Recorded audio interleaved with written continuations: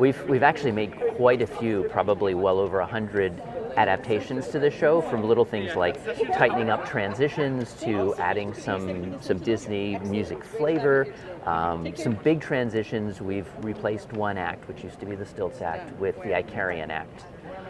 And Icarian Games is guys that lay back on a chair and flip the other guy on their feet and twist and jump and all sorts of things. And we have 4 artists from Ethiopia that have come to join us to do that.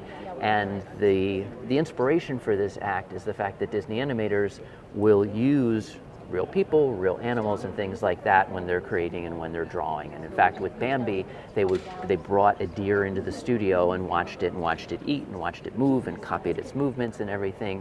So this is an homage to that, to the going out into the forest with the animals, and Max, our animator, was drawing them as they went through their different motions.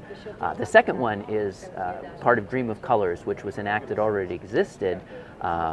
And it's an homage to the Paint and Ink Girls as well as to Mary Blair. And we used to just have the Russian Cradle Act upstage, which started out as a color wheel, and they're paintbrushes and paint on the scrim as they flip and twist and jump.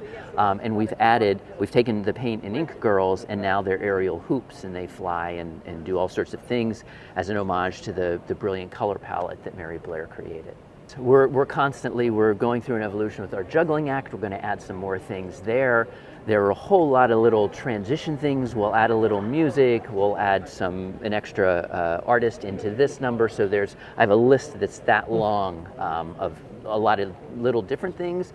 And we might be looking at a big change to the opening and a big change to the closing. So that's a few months out, but we might be doing some bigger new things. So our schedule morphed a little bit. We're still here Wednesday to Saturday at 4:30 and 8, but now we also have earlier shows on Sunday at 1:30 and 4.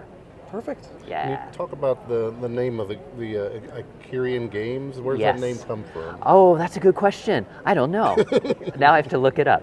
Okay. I'll go to Google right after we finish. It's not a Disney thing, it's the name of the act? Yeah, it's a discipline. Okay. And most of the top Icarian Games artists now come from Ethiopia.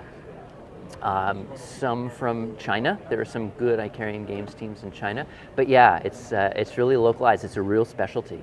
And it's the act of like flipping and flipping? Yeah, one person being on their back on a chair or on the ground and flipping the other person on their feet.